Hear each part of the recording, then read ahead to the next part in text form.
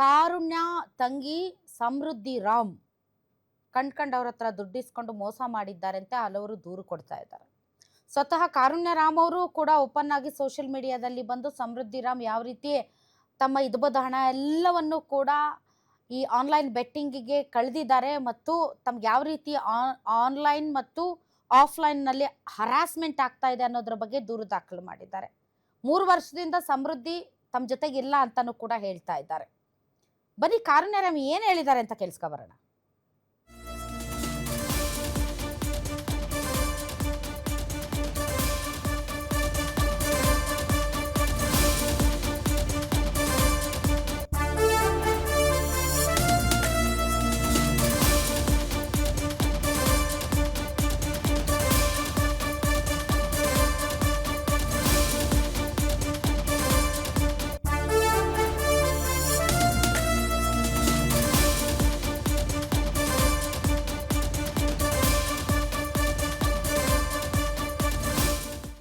ಸಂಕ್ರಾಂತಿ ಹಬ್ಬದ ದಿನ ಈ ಥರ ಒಂದು ವಿಡಿಯೋ ಮಾಡೋ ಪರಿಸ್ಥಿತಿ ಬರುತ್ತೆ ಅಂತ ನನಗೆ ಗೊತ್ತಿಲ್ಲ. ಯಾಕಂತಂದರೆ ನನ್ನ 3 ವರ್ಷದ ದುಃಖ ನೋವು ಯಾರ ಹತ್ರನೂ ಹೇಳ್ಕೊಳಕ್ಕಾಗದೆ, ಯಾರ ಹತ್ರನೂ ಕೂಡ ಶೇರ್ ಮಾಡ್ಕೊಳಕ್ಕಾಗದೆ ನನ್ನಲ್ಲೇ ನಾನು ಇಟ್ಕೊಂಡು ತುಂಬ ಹೋರಾಡ್ತಾ ಇದ್ದೆ.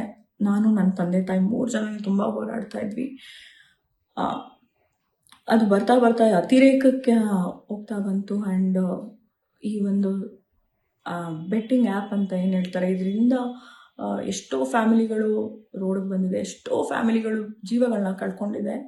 ನನ್ನ ಫ್ಯಾಮಿಲಿನೂ ಕೂಡ ಅದರಲ್ಲಿ ಒಂದು ಅಂತ ನಾನು ಹೇಳ್ತೀನಿ. ಯಾಕಂತಂದರೆ ನಾನು ನನ್ನ ತಂಗಿ ಆಲ್ಮೋಸ್ಟ್ ಸಪ್ರೇಟಾಗಿ 3 ಇಯರ್ಸ್ ಆಯಿತು.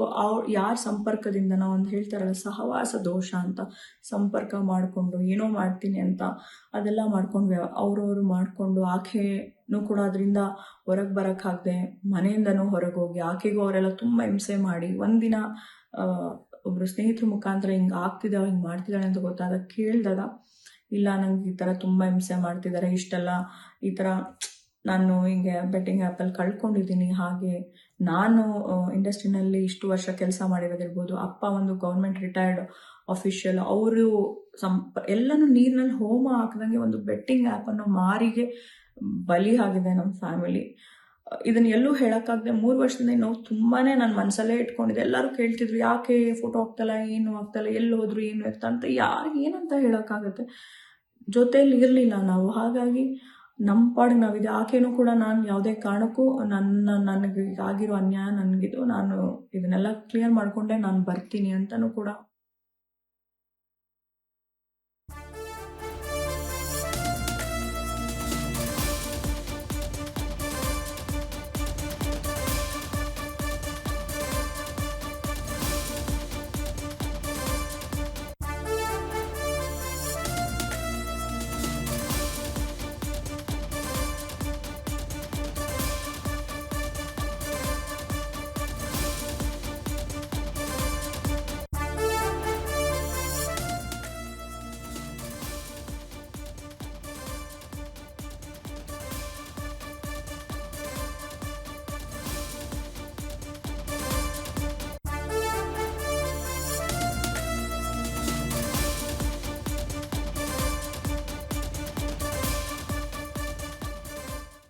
ಇತ್ತೀಚಿನ ದಿನಗಳಲ್ಲಿ ನನಗೆ ಅನಾಮಧೇಯ ನಂಬರ್ಗಳಿಂದ ಕಾಲ್ಸು, ಮೆಸೇಜು, ಸೋಷಿಯಲ್ ಮೀಡಿಯಾದಲ್ಲಿ ಯಾವ್ದಾದ್ರು ನನ್ನ ಒಂದು ಕೆಲಸದ ಸಲುವಾಗಿ ಫೋಟೋಸ್ ಎಲ್ಲ ಹಾಕಿದ್ರೆ ತುಂಬ ಕೆಟ್ಟದಾಗ ಕಮೆಂಟ್ ಮಾಡ್ತಾಯಿದ್ರು. ಆಮೇಲೆ ಹೊತ್ತಲ್ಲೆಲ್ಲ ಕಾಲ್ಸ್ ಬರ್ತಾಯಿತ್ತು. ನಾನು ಮಾತಾಡಿ ಯಾರು ಏನು ಅಂತ ಕೇಳಿದಾಗ ಹಿಂಗೆ ಮಾತಾಡ್ತಾರೋ, ನನಗೆ ದಯವಿಟ್ಟು ಇದು ನನಗೆ ಸಂಬಂಧ ಇಲ್ಲ. ನನ್ನ ಸಂಪರ್ಕಕ್ಕಾಗಲಿ ತಂದೆ ತಾಯಿ ಯಾವುದೇ ರೀತಿ ನಮಗೆ ಅವ್ರು ಯಾರೂ ಕೂಡ ತಿಳಿಸ್ದೆ ಇದನ್ನು ಅವರೆಲ್ಲ ಒಂದು ಏನು ಹೇಳ್ತಾರೆ ಸರ್ಕಲ್ ಮಾಡಿಕೊಂಡು ಅವರವರ ಒಂದು ಏನು ಕೆಲಸಗಳು ಮಾಡಿದ್ದಾರೆ, ನಮ್ಗೆ ಯಾರಿಗೂ ಗೊತ್ತಿಲ್ಲ. ಬಟ್ ಆಕೆ ಯಾವಾಗ ಸಂಪರ್ಕದಲ್ಲಿ ಸಿಕ್ಕಿಲ್ಲ ಅಂದಾಗ ನನ್ನನ್ನು ಮಾಡೋಕ್ಕೆ ಶುರು ಮಾಡ್ತಾರೆ. ಆವಾಗ ನನ್ನ ತಂದೆ ತಾಯಿಗೂ ಕೂಡ ತುಂಬ ಮಾನಸಿಕವಾಗಿ ಹಿಂಸೆ ಆಗುತ್ತೆ. ನಾನಿಲ್ಲದೆ ಇರೋ ಟೈಮಲ್ಲಿ ಮನೆ ಹತ್ರ 3-4 ಜನ ಬರೋದು, ಕೇಳೋದು, ಇದೆಲ್ಲ ತುಂಬ ಅತಿರೇಕಕ್ಕೆ ಹೋದಾಗ ಸುಮಾರು ಸತಿ ನಾನು ಬ್ಲಾಕ್ ಮಾಡಿದ್ದೀನಿ, ಸುಮಾರು ಸತಿ ಇಗ್ನೋರ್ ಮಾಡಿದ್ದೀನಿ, ಡಿಲೀಟ್ ಮಾಡಿದ್ದೀನಿ.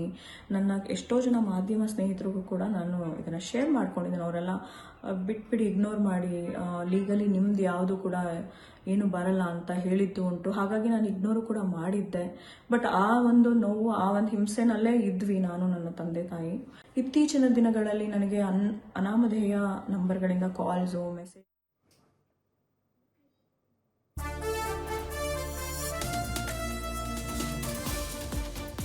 ಅನಾಮಧೇಯ ಕಾಲ್ಸ್ ಮೆಸೇಜ್ನಿಂದ ಬಹಳಷ್ಟು ಮಾನಸಿಕ ಹಿಂಸೆಗೆ ಒಳಗಾಗಿದ್ರು ಕಾರುಣ್ಯರಾಮ್. ಯಾರೆಲ್ಲ ಕಾಲು ಮೆಸೇಜ್ ಮಾಡ್ತಾ ಇದ್ದಾರೆ ಅವ್ರ ವಿರುದ್ಧ ಕ್ರಮ ಕೈಗೊಳ್ಳಿ ಅಂತ ಕಮಿಷನರ್ ಅವರಿಗೆ ದೂರು ಕೊಡ್ತಾರೆ ಕಾರುಣ್ಯರಾಮ್. ನನಗೆ ನ್ಯಾಯ ಸಿಗುತ್ತೆ ಅನ್ನೋದ್ರ ಬಗ್ಗೆ ನನಗೆ ನಂಬಿಕೆ ಇದೆ ಅಂತ ಕೂಡ ಹೇಳ್ತಾ ಇದ್ದಾರೆ. ನನಗನ್ಸಿದ ಮಟ್ಟಿಗೆ ಕಾರುಣ್ಯರಾಮ್ ಅವರು ಕಂಪ್ಲೇಂಟ್ ಕೊಡಬೇಕಾಗಿರೋದು ಯಾರು ಅವ್ರಿಗೆ ಮಾನಸಿಕ ಕಿರುಕುಳ ಕೊಡ್ತಾ ಇದ್ದಾರೆ ಅವ್ರ ಮೇಲೆ ಮತ್ತು ಸ್ವತಃ ತನ್ನ ತಂಗಿಯ ಮೇಲೆ. ಯಾಕೆ ಅಂತಂದ್ರೆ ತನ್ನ ತಂಗಿ ತನ್ನ ಕುಟುಂಬದ ಎಲ್ಲ ಹಣವನ್ನು ಇಂತಹ ಬೆಟ್ಟಿಂಗ್ ಆ್ಯಪ್ಗಳ ಮೇಲೆ ಹಾಕಿರೋದ್ರಿಂದ ಅದರ ಒಂದು ನೋವನ್ನು ಇವರು ಅನುಭವಿಸ್ತಾ ಇದ್ದಾರೆ. ಐ ಡೋಂಟ್ ನೋ ಅವ್ರ ತಂಗಿ ಮೇಲೆ ದೂರು ಕೊಟ್ಟಿದ್ದಾರಾ ಅವರು ಇಲ್ಲ ಅಂತ, ಬಟ್ ಡೆಫಿನೆಟ್ಲಿ ಅವರ ತಂಗಿ ಕೂಡ ಇದರಲ್ಲಿ ಬಾಧಿತಳು. ಆನ್ಲೈನ್ ಬೆಟ್ಟಿಂಗ್ ಆ್ಯಪ್ನಿಂದಾಗಿ ಅವರು ಕೂಡ ಸಿಕ್ಕಾಪಟ್ಟೆ ದುಡ್ಡು ಕಳ್ಕೊಂಡು ಈಗ ಮನೆಯಲ್ಲಿ ಜೊತೆಗೂ ಇಲ್ಲದೆ ಕುಟುಂಬದಿಂದ ದೂರ ಆಗಿದ್ದಾರೆ. ಬದುಕಿದ್ದಾಳೆ ಆದರೆ ಸತ್ತಂತಾಗಿದ್ದಾಳೆ ಅಂತ ಕಾರುಣ್ಯರಾಮ್ ಹೇಳ್ತಾರೆ. ಒಬ್ಬಳೇ ಹೊರಗಡೆ ಹೋದಾಗ ನನಗೇನಾದ್ರೂ ಆಗಿ ನಾನು ಈ ಮಾನಸಿಕವಾಗಿ ಹೋಗಿದ್ರೆ ನನ್ನ ತಂದೆ ತಾಯಿ ನೋಡ್ಕೊಳ್ಳೋರು ಯಾರು? ಹಾಗಾಗಿ ಇದು ಅತಿರೇಕಕ್ಕೆ ಹೋದಾಗ ನಾನು ಕಮಿಷನರ್ ಆಫ್ ಪೊಲೀಸ್ ಅವ್ರಿಗೆ ಮೊರೆ ಹೋಗಿ ನಾನು ಕಂಪ್ಲೇಂಟ್ನ ಲಾಡ್ಜ್ ಮಾಡಿದ್ದೀನಿ. ಯಾರ್ಯಾರಿಂದ ನಾನು ಯಾರೇ ಒಬ್ಬರು ವೈಯಕ್ತಿಕವಾಗಿ ಹೆಸರು ತೊಗೋಬೇಕು ಅನ್ನೋ ಉದ್ದೇಶ ಇಲ್ಲದೆ ಯಾರ್ಯಾರು ನನಗೆ ಮಾಡಿದ್ರು ಅವ್ರುಗಳದ್ದು ಕೂಲಂಕುಷವಾಗಿ ಅವ್ರು ಯಾರ ನಂಬರ್ಸು, ಮೆಸೇಜಸ್ ಅದನ್ನು ಪ್ರತಿಯೊಂದು ವಿತ್ ಸ್ಕ್ರೀನ್ಶಾಟು ನಾನು COPಗೆ ನಾನು ಸಬ್ಮಿಟ್ ಮಾಡಿದ್ದೀನಿ. ನನಗಿದರಿಂದ ಜಸ್ಟಿಸ್ ಬೇಕು ಮತ್ತು ನನಗೆ ನನ್ನ ತಂದೆ ತಾಯಿಗೆ ಇದರಿಂದ ರಿಲೀಫ್ ಬೇಕು ಅಂತ ನಾನು ಕೇಳ್ಕೊತೀನಿ. ಆ್ಯಂಡ್ ಇದು COP ಅಂಡರ್ ಇರೋದ್ರಿಂದ ಅವ್ರು ಇದನ್ನು ತನಿಖೆ ಮಾಡಿ ಇದಕ್ಕೆ ಏನು ಜಸ್ಟಿಸ್ ಮಾಡಿಕೊಡ್ತಾರೆ ಅಂತ ನನಗೆ ತುಂಬ ನಂಬಿಕೆ ಇದೆ.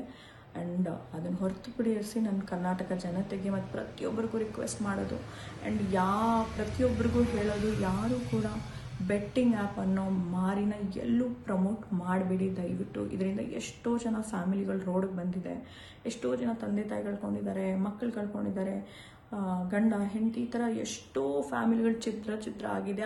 ಇದಕ್ಕೆ ಸಪೋರ್ಟ್ ಮಾಡೋ ವ್ಯಕ್ತಿಗಳು ಸುತ್ತಮುತ್ತನೇ ಇದ್ದು ಕೂಡ ಇನ್ನೋಸೆನ್ಸ್ನ ಯೂಸ್ ಮಾಡಿಕೊಂಡು ಆ ಫ್ಯಾಮಿಲಿನ ಡಿಸ್ಟ್ರಾಯ್ ಮಾಡ್ತಿದ್ದಾರೆ. ಸೊ ಹಾಗಾಗಿ ಇವತ್ತು ನನ್ನ ಫ್ಯಾಮಿಲಿ ಈ ಥರ ಆಗಿದೆ. ನಾನು ನನ್ನ ತಂಗಿನ ಕಳ್ಕೊಂಡಿದ್ದೀನಿ 3 ವರ್ಷದಿಂದ, ನನ್ನ ತಂದೆ ತಾಯಿ ಅವ್ರ ಮಗಳನ್ನ ಕಳ್ಕೊಂಡಿದ್ದಾರೆ.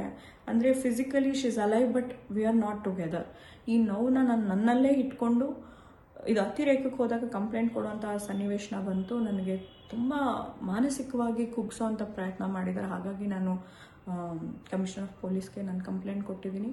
ಆ್ಯಂಡ್ ನನಗಿದು ನ್ಯಾಯ ಸಿಗುತ್ತೆ ಅಂತ ಅಂದ್ಕೊತೀನಿ. And I request government of Karnataka